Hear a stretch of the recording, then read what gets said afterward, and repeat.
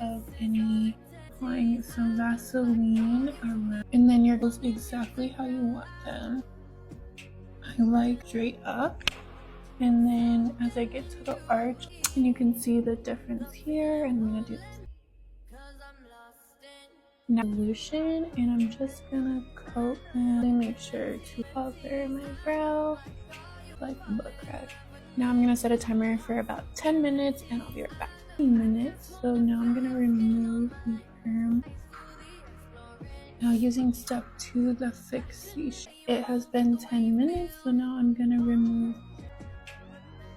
and then I'm gonna rub, and I'm gonna shape, just using the nutrition. And it's important to use this regularly to keep your brows. Now I have beautifully laminated brows.